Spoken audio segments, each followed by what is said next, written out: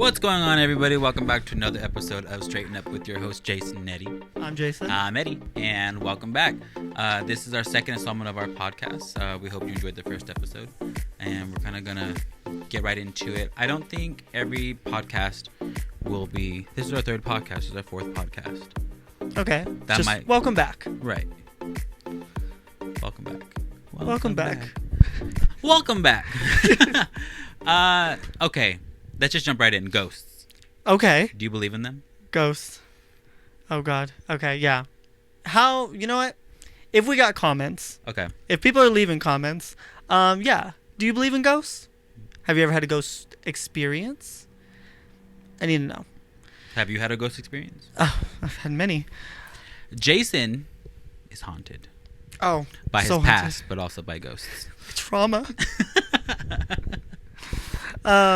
Yeah, I've had so many ghost experiences.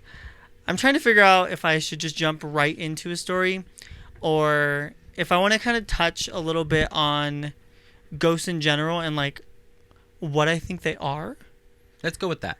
Okay, cool. I think it'd be interesting to see your point of view on what a ghost really is. Because, I mean, for everybody out there, a ghost is a spirit. Yeah. That's kind of where it lies unless you really dive more into it. Mm-hmm. So what, in your mind, in your perspective, what is a ghost? Okay. So if I'm picturing like a ghost, I guess I'm using the word spirit more than I'm using the word ghost. It's probably going to be... I believe that there are spirits that have been people before and have passed on and come through as quote unquote like guardian angels. Okay. That look over us and make sure that we're on like the right path and everything. But I think there are also spirits that have never been human before. I do believe... Would that be a spirit though? I mean, I guess if I'm using spirit as like an umbrella term. Okay. And then in my mind, spirit is our spirit. And then when we die, our spirit. Okay. You know? Throw well, yeah. Basically. I'm just like a fountain. Just spirit. Spirit's coming out. So yeah, that's honestly the way that I look at it, is that there's two types. Ones that have been human and ones that haven't been human. And I think the ones that haven't been human can be either positive or negative. And I think it's far more complex than just either you're good or bad. I think there's just, I don't know, there's just certain energy out there. And sometimes we cross paths with it.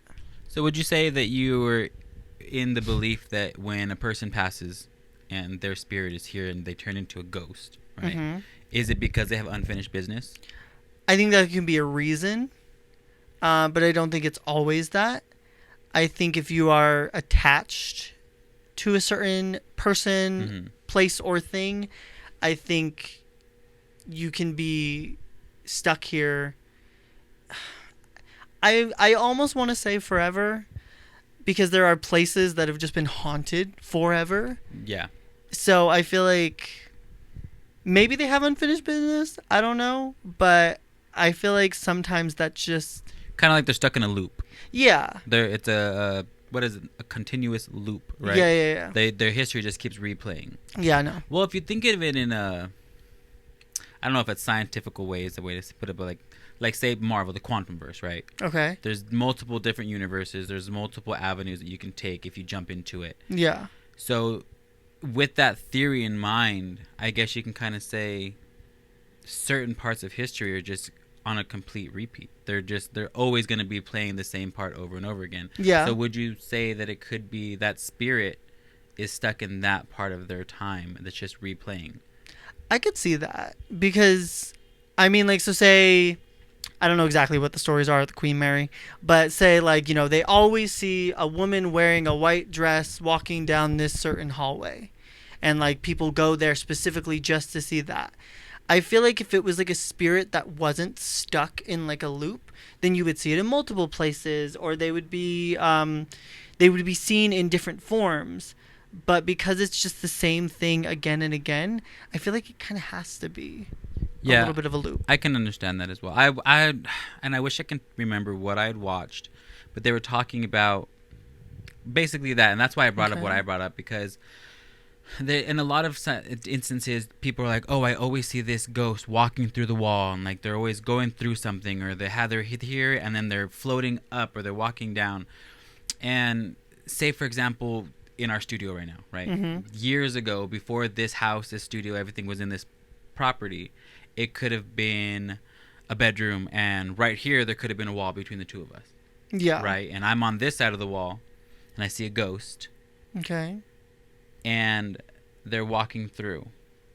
But then years later, here we are now. There's no, you know what I'm saying? There's nothing. Yeah. But they walk through because there was nothing there. But, you know, like they're stuck in a time where, say, this wall was not here. Yeah. So they're walking this path. But now this wall is here, but they're still walking that path. Yeah. They're stuck in that loop. Yeah. Which it could be a reason. What I had watched is why ghosts are continuously walking through walls. Okay. Well, before we continue, I do want to get your rundown on what you think ghost spirits, apparitions are.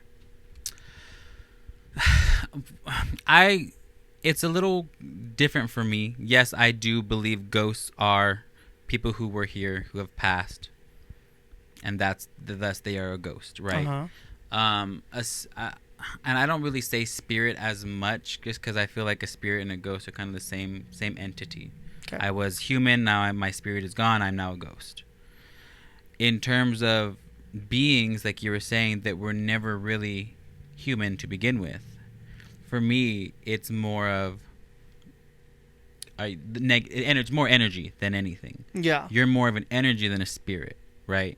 And if you're more negative, depending on how negative you can be, it kind of goes more into poltergeist fields, more demon, more, you know, demonic entities. Okay, I have a question for you. Does your religious background affect the way that you see ghost spirits? It could potentially, yes. I've never really thought about it, but I think it probably has some to do with it, yes. Okay. You know, growing up Christian, being in the church, you know, you have God, you have angels, you have the devil, you have demons. Yeah.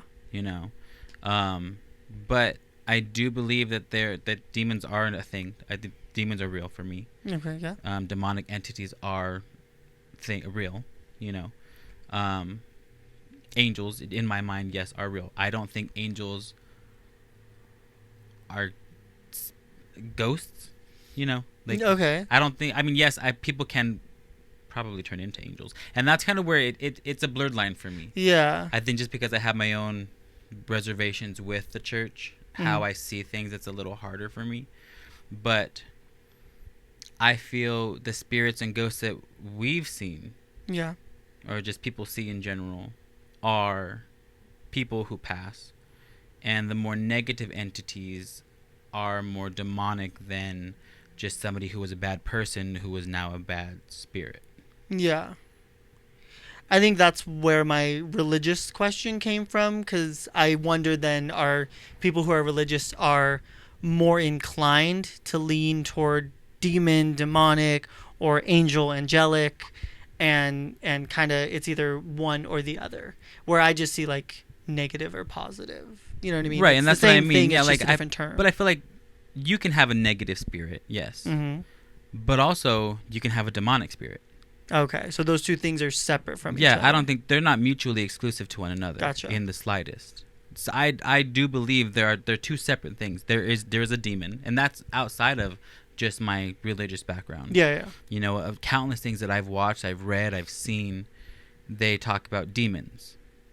It's a demonic entity. Not saying that it's coming from the devil, but it's a demonic entity, something that was not from this earth that is now here to wreak havoc. Okay. But a negative energy, a negative force, a negative spirit, I don't think is, in my mind, the same as a demon. Okay. But it still can cause, you know, like poltergeist, for example. I don't think a poltergeist is a demon. But a poltergeist is a negative energy spirit. Okay. I think it's a matter of like same idea, different words. Like I think each of us have like a different way of like defining what those things are, even though cross culturally we all generally experience the same thing. You know what I mean? There is the idea of a god exists across so many different cultures and religions, but they all kind of agree on the same thing, that there is this one being, there's this one god. I guess like, aside from, you know, or what is polytheistic? Look at that. World history from 7th Never grade. even heard of polytheistic. Yeah. So monotheistic, one god, Mhm. polytheistic, multiple gods. Yeah. Like Greek mythology. Yeah, multiple yeah. gods. So that would be a polytheistic society Got that it. they believe in multiple. Understood. But so when it comes to like ghosts and stuff like that, it's everyone experiences the same thing. I think they just have a different way of defining it. But as people, I don't know if we'll ever fully understand what they are. Well, no, because it's beyond our capacity. Yeah. It's beyond our realm. It's beyond our dimension. It's beyond our understanding. It's beyond Yeah. us. I wonder if we will ever actually come up with like hardcore proof of like what they are and here's exactly what happens. But I think along with that would come knowing whether like what happens after you die. Because I feel like, but I don't know if we would ever be able to know that. But we only say that with like the limited ability that we have right now as such like a young species. Yeah, but I feel like also there's many cases, right, of people who've passed. Mm-hmm. They're legally, medically dead. Yeah. For minutes on end. Yeah. I think the longest was, I think they're dead for 10 minutes. Okay. With anything more than that, if you come back from it, Yeah. you're brain dead. Basically, you've lost so much oxygen. Why would you want to come back from that? Tangent, and people have been revived from said death, and they have these stories of what they saw. And it's not like they were just unconscious or they were dreaming. Yeah. They had no heartbeat. They were done. Yeah. Pulse 0. They were dead, and they were able to be revived from that and come back. And they have these. There's two in specific that I want to reference. One Okay. being they saw the light, and they were so at peace, and they felt just so euphoric and loved, and basically they saw God. Yeah. In their story, in their experience, I was in heaven. I saw God. I felt this effervescent feeling of just euphoria. Yeah. And then in another one where this man had lived a certain way, Mm-hmm. he died. He was, again, medically, legally, he was dead. I don't know if legal is a way to put it, but he was dead. He was dead. guess. He had no pulse, no heartbeat, nothing. Yeah. And they were able to revive him and start his heart again. And he said that he saw hell. I think I do remember that story. Yeah, and he felt damnation. He saw the flames. He felt the heat. He heard the screams. He heard the despair. He felt everything negative that is said about hell. And him coming back was kind of like his wake up call of, okay, I need to change my life. I don't want to go back there. Yeah. So yes, there are instances where people experience these things. But I think it as a human race, it is hard for us to fully accept them as true, because so many people rely on science rather than faith. And if I cannot accurately, scientifically prove this, then is it really real? It just stays Yeah. hypothesis. I think that's kind of where I've been for probably the last like 5 or so years. So I was raised Catholic till about 3rd grade. And then it just, I don't know, something just didn't sit right with me. It just didn't, like, I had too many questions. It was something that I couldn't make sense of. And so I decided, you know what, if I can't make sense of it, then I'm just going to go ahead and drop it all together. And then I identified as atheist pretty much into like my mid-20s. Maybe early 20s. But I continued to have all of these paranormal experiences. And it was it was irrefutable proof to me that there's something else out there. Not entirely sure what it was, but there's something else. There's some other beings. There's something. Well, see, that's why I bring up those two instances that I referenced, because they had experienced it. Yeah. And to them, because of that experience, it's real. Yeah, that was... The afterlife is real. Ghosts are real. Spirits are real. God is real. The devil is real because they experienced it. Yeah. You know, and we share that with each other. There's been times in my life, many from childhood up until my adulthood, where I have either seen a spirit, felt a spirit, heard a spirit, whatever you may want to, however you want to say it, see it, whatever. But I've experienced it, so I believe that it's real. I believe that ghosts are real. Yeah. But someone who's never experienced it, would be harder for them to accept it as true, or even try to believe it as something that could be potentially true. Yeah. You know? Yeah. So I feel like we kind of just take our experiences that we acquire throughout our lives and just kind of come up with our own conclusion of what exists and what doesn't. You know what I mean? Like me not being religious at all, I only have all of these experiences to go based off of. You at least have like a foundation of Christianity, and then you have your experiences to build on top of that. And so I feel like there is, but once again, it's defining the same thing in different terms. We experience the same thing, and at times, yes, we define them in the same way, but I think we take our collective experiences and just come to slightly different conclusions about it, you know? Yeah, I would say, but only slightly. Yeah. We're not super far off from each right, other. but I feel like my religious beliefs, I don't fully believe that it has, or I don't fully think that it has really big effects on how I view the afterlife.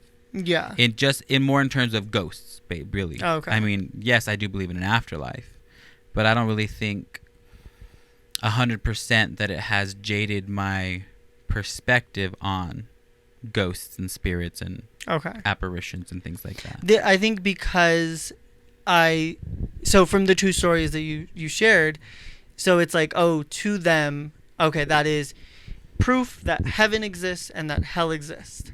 Got it. So that is their thing. I think if that were to happen to me, I wonder if it would have the same effect, given that I don't necessarily believe in a heaven or hell.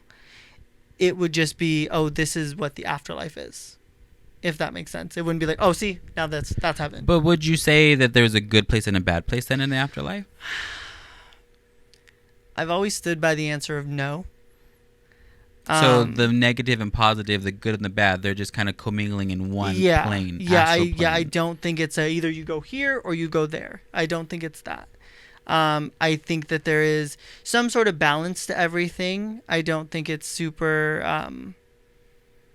everyone just goes to the same place. I think everyone just has different experiences when they go to that place. So sure, maybe this man did live in a certain way that his experience there was negative. And maybe this woman went to a certain place that her experience was positive. But I think those two places are the same place. They're just experienced differently based on what kind of person you are, or what your soul is. Would you say the two stories that I said, one being that they died and saw euphoric places and felt at peace and the white light and this, that, and the other, and then the other person whose experience was flame and despair and yelling and pain, in your, not in your experience, but in your depiction of everything, what you're saying is they were in the same place. They just experienced that place differently. I think so. Interesting. I don't think there's two separate places. But in all fairness, I mean, we might be getting a little far away from ghosts, but true. I don't know if there's necessarily like one being that is capable of judgment of what it is that happens to a certain soul. And so I feel like if you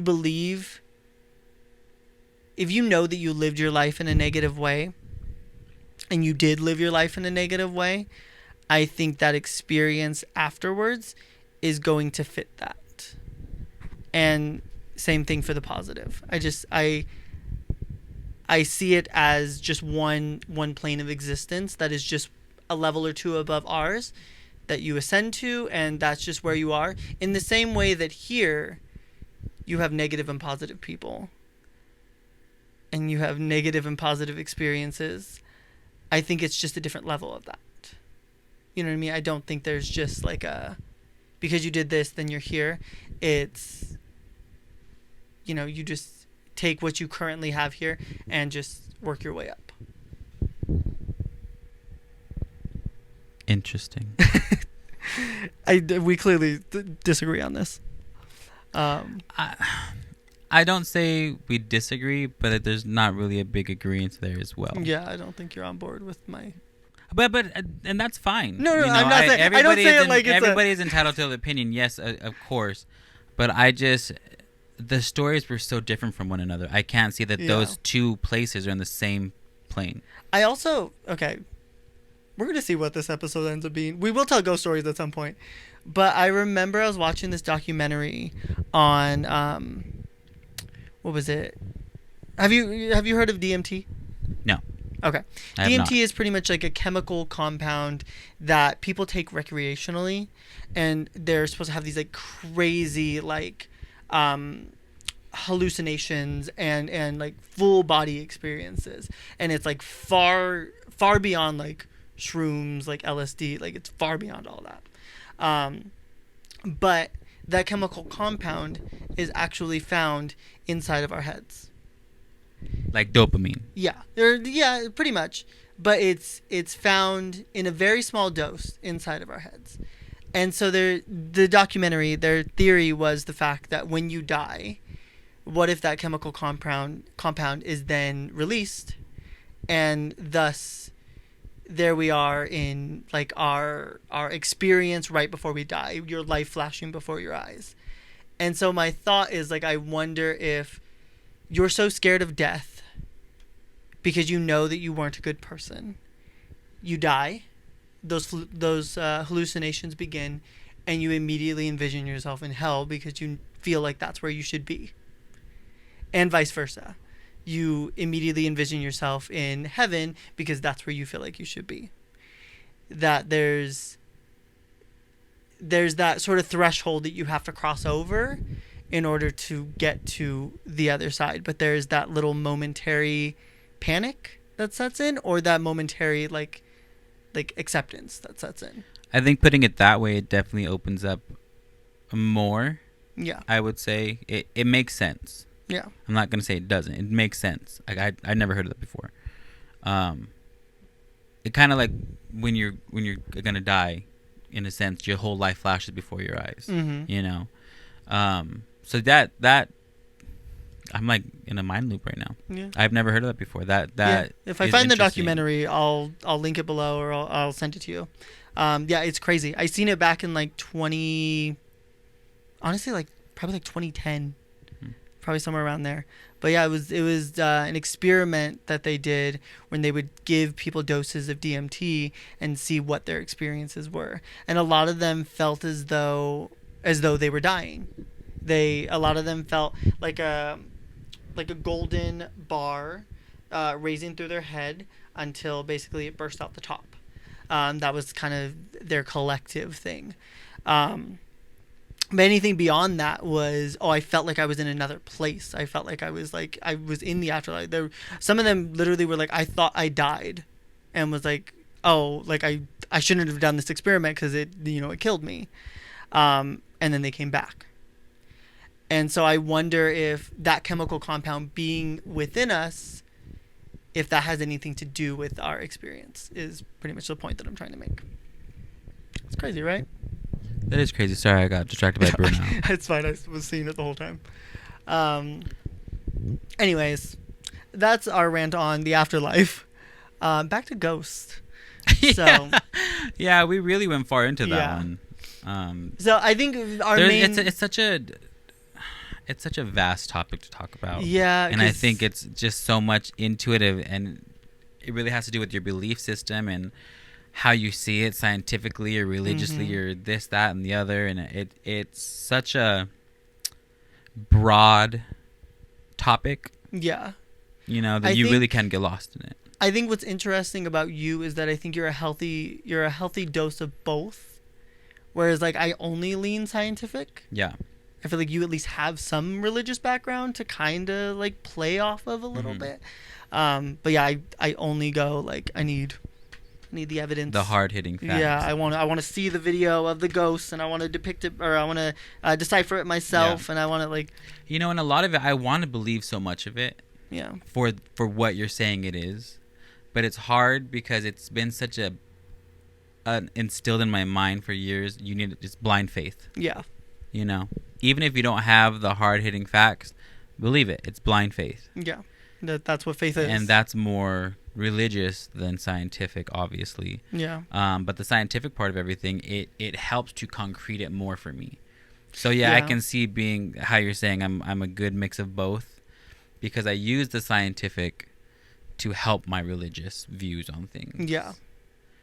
Because I just, the blind faith is hard for me. Yeah. To just believe one thing to be true without seeing some kind of something. Yeah. But then going back to the ghosts. Go ahead. It's crazy to me that, with religion, they talk about spirits and your spirit ascends and there's an afterlife and you live on after you die, eternal life, So then why, with that being instilled in your mind, is it so hard for some people to believe that ghosts are real? Yeah. That's my thing. Yeah. That's bringing it all back, tying everything together, full circle moment. If everything that we've talked about now is something that's been talked about in the church, in religion, growing up with any kind of spirituality, why then is it so hard for you to believe that ghosts are real without it being, that's the devil? Yeah, I'm telling you, it's same experience, just different words for it. Yeah. Oh, you don't give in to that because that's just gonna lead you down a path you don't want to go down. But it's like, why not? Like if it doesn't feel negative, why can't I wonder what the bump in the night was? Why can't I wonder what that knock was? Everybody needs a little Zuzu. If you don't know who Zuzu is, don't look it up. Look it up. Look it up. There's plenty of YouTube videos. I was just go to Wikipedia. Wikipedia can be changed, though. Wikipedia is the best form of information you can do. Yeah. Says my 7th grade history professor. Teacher. Yeah, don't do Wikipedia. Yeah. No. But definitely, and here's my thing also let's bring it back to the ghosts again. Yeah. Do your research on ghosts and spirits. If you really want to delve into it, if you really feel like you are sensitive to that, look everything up. That's what I did. I didn't really know what I was experiencing. Yeah. And I really had to do my research and look it up and Google this and, what could a ghost be? What does this mean? Who is this? What is this name? And a lot of media, art represents life. Okay. So a lot of what they use in media of scary movies of hauntings and ghosts and demons and all that, they pull from real things. Yeah. Zuzu being one of them. Okay. Is saying the name bad? It's probably like saying Lucifer. Yeah, I guess. I was gonna say something else. I was gonna Skinwalkers. Yeah, you said it. Good. Yeah, it's kind of like I get that. yelled at for saying it. That can be another thing we talk about. Yeah. Oh, 100%. Cryptids. We should do a podcast from Skinwalker Ranch. I will be remotely. When we hit I'll be 8 million followers. I'll be remotely stationed at home when we do that. Could you imagine? I show up there, you're just like sending me a Zoom link.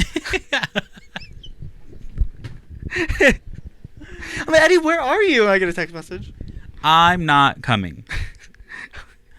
And then like 4 of you show up. Yep. Eddie, you're here though. All of you. To me and all my personalities. It's a bunch of Zooms. It's all you. You in different locations. Different filters. Yeah. with hats and everything. Okay, back to ghosts. Yeah, we really good conversation though. I'm enjoying it. Anyways, okay, what do you think is the best ghost hunting show you've ever seen? Like, what's the one that you're like, oh, that one? And what's the worst? Can we agree on the worst? Is it that muscle guy? Yeah. Yeah. Okay. Ghost What? Adventures. Ghost Adventures. Ghost Sorry, Adventures. He listen. just screams at the ghosts and then runs at them. Like, I don't. What is that? And then he just takes it. You Like, know? I don't get it. You're wearing a shirt that's like 4 sizes too small. They're not. He has scared. big muscles. It's not his fault. Does he though? I mean, I feel like they were big for like 2009, but Yeah. like, calm down. I will say the best for me, Okay. and this is back, oh God, years ago, on ABC Family. Okay. And it would only come out on the 13 nights of Halloween. And it was, and maybe I just like it just because I really wanted to do it for so long, but I never was able to because they never chose my my entries. But it was a family. They'd choose like this one of the most haunted places, and this family had to go and stay there overnight. If they can stay there overnight, they win this money. And Huh. if they can't, then no. But it was like a legit place that they're not just like, oh yeah, that's supposedly haunted. No, it's like one of the most haunted places in the world. They would choose. Yeah. And this family would go and they'd split them up in different parts of the building, different parts of the house, whatever it may be. And then they had to find each other, but you know, it was such a high profile haunted area, this stuff would happen. Yeah. I mean, yes, of course it's TV, so it probably was Yeah. fabricated to an extent. It's exaggerated more. Right. But that was one of my favorite haunted ghost shows. Yeah. I think I really liked Taps. I don't think I've seen that. Because they very much took like a scientific route for it. They had like, granted, this was like probably, yeah, it was probably around the same time as Ghost Adventures, where it was like probably 2009 to 2012. But they came in with like all of their equipment. They had their whole like base, and like they would go out to like the different rooms, and it was very much like technology based and trying to like capture the video evidence or the audio evidence of something existing. And like there would be episodes that were like completely like nothing would happen, or they would hear like one noise, and it almost made me then believe that it was more real, because they weren't like jumping and screaming at every little noise that was happening. They were just like, oh, did you hear that? And then like that'd be it, and then it'd be like, cool, let's move on to like whatever. But then like, you know, Zach from a Ghost Adventure would be like, you hear that? You know, take off running. So I'm like, it piqued my interest a little bit more, because it was much more mellow, and it was very much about capturing evidence. Yeah, and not just Yeah. there's ghosts everywhere. all Not the just like time. the shock value of it. That like I will say nowadays, for me anyways, the best ghost hunting shows are on YouTube. oh 100%. Yeah. You know, the best ghost stories, the best ghost anything really is on YouTube. Yeah, I mean, yes, any kind of media can be fabricated. Any kind of media can be edited. Any kind of media can be tampered with. Fair. But I feel with YouTube, it's, to me, a lot less likely for that to happen. Yeah. You know, because they'll put on lives and stuff happens, and obviously we don't know what's real and what's not. But I just feel like today's world, YouTube and different streaming services like that host the best kind of ghost hunting. Because there's no big budget behind it. You know. Exactly. Yeah. There's no giant. Oh, if I get all these views, Yeah. I'll be able to keep doing it next week. Yeah. It's them with a camera in a place, and they're trying to film it. And that's not to say that every person is, you know, trustworthy or honest about their experiences, but still, I feel like there's something very what is the word I'm looking for? Real. Yeah, like real, but like relatable. Relatable is the word I'm looking for. Like you can picture yourself going to like a place, and just with your camera and filming, and you also capturing that. So I feel like, yeah, 100%, I will lean to YouTube. Had a question in my head and it went away. I was trying to reach for it and it left me. I saw you thinking, so I was waiting, but then I was left. like, I don't think he's gonna say anything. No. So and we had talked about this earlier in our crazy circle of a episode here, that we've had experiences. Yeah. With paranormal and the spirituality of everything and ghosts, and what is the word I'm looking for? I keep wanting to say extraterrestrial, but it's not. Paranormal? Is it paranormal? Yeah, I think I would say paranormal. I just feel like there's another word I was trying to say. Extraterrestrial. I've had running extraterrestrial around the stuff. house. Honestly, Have you had any? One more tangent. I have had an experience that I don't know if was extraterrestrial. Okay. No, if whatever. I don't know if it was, but it wasn't like, oh, I saw a UFO in the sky, and Got it. it wasn't that. It was like something that I don't think was ghost, but I don't really know if it was alien either. Okay.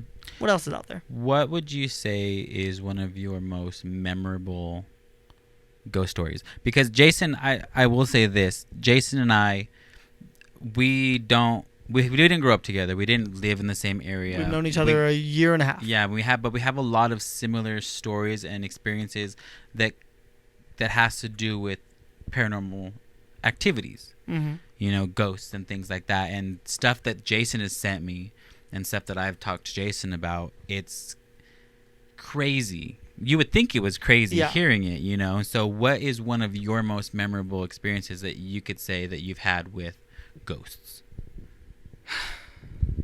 I was haunted. I was in the 3rd grade. People treated me like a criminal. Because I was haunted. You think being gay is hard? Try being haunted. You don't know what it's like. Try being my size, Amy. Jason. Yeah. Tell your ghost story, please. Okay. So the very first story has to do with me and my friend Eileen. Granted, we had been through so many different experiences together. We had heard random bumps in the night. We had seen full body apparitions. So many things. So this particular night, we were hanging out and decided that we wanted to play Slender Man, as one does. And I've never played that, by the way. I've been wanting to play it with I've you. never even heard of... I've known of, like, people like, oh, Slender Man, and killing their friends.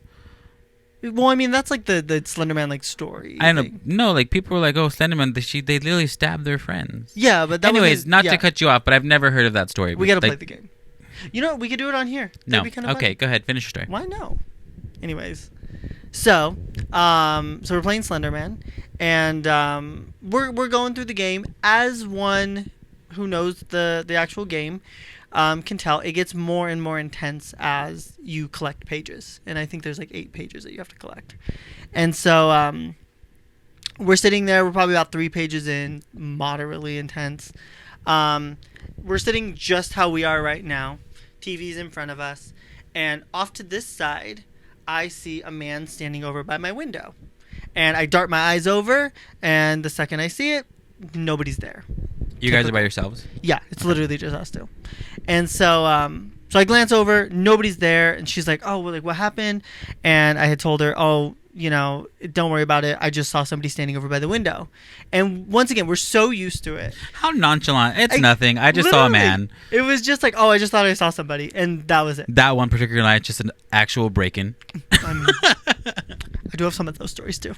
Anyways, so I tell her that, and once again, we had experienced so many things together that we didn't even think about it. She was just like, oh, and then went back to playing the game. Cool, fine. And so the night goes on, and the game's getting more and more intense. And we're sitting here, we're probably 7 out of the 8 pages in, and she's the one controlling the game. I'm watching the TV. Is it a video game? Yeah. Oh, I thought it was like a interactive, like, I'm gonna write these pages and hide them. No. That's what I was saying. We should play like on here. I feel like it'd be like a little camera on us. Got it. Yeah, Understood. record the screen. Got it. Anyways, so she's controlling the game. I'm sitting next to her, and out of my peripherals, I see something moving behind her. And within the few seconds that I started to kind of focus on what it was, I saw it kind of leaning up behind her, so that way it's kind of coming in between us. And the second that I seen that, I knew somebody was in the room. I didn't know who it was, but in my head, somebody's playing a joke on us. Somebody snuck in the room, even though I can literally see the door that they would have to come in and out of. In my head, they were in the room. And so the second I react to it, I hear this breath right in between us, just and I jump up, I turn on the light, I turn, and I look at her, and she screamed and went like this and covered her ear. And that's how I knew that she felt the same thing that I felt, because she instantly looked at me and asked me, "What did you hear?" And I told her I heard, and she told me, she was like, "That was right here in my ear." And we both had like the exact same experience. It wasn't just, "Oh my God, oh, what happened? Oh, I saw somebody behind you." It was like at the same time we experienced the same thing. And I feel like that was like wild to me, because instantly, and we didn't scare easily, instantly she was like, "I have to go home." And she left. And I had to sit there in my house by myself, trying not to be terrified. But I was terrified for the rest of the night. But yeah, on top of the countless experiences that I could tell, I'll spare you. Anyways, Eddie, go ahead and share a couple of your stories. I think, just to save time, I'm going to, just the most memorable one I can really think of happened last year. I was in Arkansas. We went to Arkansas for Thanksgiving, me and my family. And the land that, my aunt lives on, I'm trying to think what it was. Some Civil War, I think it's Civil War land. I don't exactly know where in Arkansas, like Prairie Grove or something like that. Okay. Anyways, regardless, somebody can probably give you some fact check on it is Prairie Grove. It's war ground, and so maybe about like a 5-10 minute drive from her house is this memorial area where you can walk through the park, and that's where the war happened. And it has plaques of how many people have died and where it happened and what happened and so on and so forth. But obviously it's so close in proximity, there's no way that her land was not a part of that in some way in history, in its timeline, Mm-hmm. And so she had always said, because she's very sensitive to things like spirits and apparitions, things like that. She had always seen things the years that she's lived on this land. She's seen people walk into her house. She's seen men walking in her yard, somebody running and disappearing into the brush in the backyard, because it kind of goes into almost foresty as you go into her backyard. So it's very thick back there. So there's one particular night, of course, we have the bright idea, let's go ghost hunting. Let's do it. Why not? So we're out there. It's windy night. It's dark. The whole of us. It was me, my son's grandma and grandpa, his mom, my son's mom, my aunt, all of her boys, the brother and the sister of my son's mom. So we got like a good 10 people? A good 10 people. Okay. Yeah. My son's aunt and uncle and everything. So we're out there. And I don't know, because we were visitors or what, my aunt was like, "Oh, let Eddie talk to them. Eddie has all this experience of talking with ghosts. Let Eddie be the one to do it. Yeah, show yourself. And so of course, if somebody's here, let us know. Blah blah blah." Little things would happen, cracks and snaps of twigs and all that, but that could just be, caught off as the wind or whatever. So then we move into the barn, and she had always said she had felt something in this barn. So we're all in there and we're talking, and all of a sudden things start happening. Bangs, noises, rustling, and we're in the chicken coop part, and it's all enclosed. So enclosed on the inside, it's enclosed on the outside. The only possible entrance from where we are to the outside part of the coop is a little chicken door that the chickens go in out of, because obviously she doesn't want predators to get these chickens, so there's no open access outside. There's windows all around, and you can see like heads bobbing up and down from the windowsill, like they're looking in, and then they'll duck down real fast so they don't get caught, kind of thing. That's what it looked like to me. And so I'm seeing these things, I'm telling them what I'm seeing, and there's nobody there, there's no one there pretending that it's something. Basically I was like, well, somebody out there, are they trying to trick us? So 3 different windows, it's happened multiple times. And then, so like, okay, well, let's try to see if we can communicate with them. So me being me, okay, do you have a name? He gave me a name. I can't think of the name anymore off the top of my head, but he gave me a name. What are you doing here? Were you part of the war? He's stuck there. He was a part of the war, all these things. But then it kind of got almost, I don't want to say the word cynical, but it got serious. Okay. He said that he was not the only one who lived in this property. And the others, that's what he kept saying, the others were not there yet, but we needed to leave before the others got back. Okay. And that was multiple times. Oh, they're coming. The others are going to be here. You have to go. You have to go. So my aunt, being my aunt, and like I said, she is also sensitive to this, but she stands her ground. She's like, this is my property. This is my house. I own it. I live here. I'm not going anywhere. And he's like, no, the others, they're going to come back. They're not nice like me. You need to go. And at this point, I'm by myself by the chicken coop. I don't know why everybody left me. So I'm singularly standing by myself. I have my phone to my ear, because I was using an app to try. It was like a white noise app, and that's kind of what I was using to see if I can communicate with these people, these spirits. And I'm facing everybody who I'm with. Everybody who I'm with is facing me. We're looking at each other, and so I'm talking to this spirit. He's communicating through me. I'm telling them what he's saying. They're telling me what to ask him, and so on and so forth.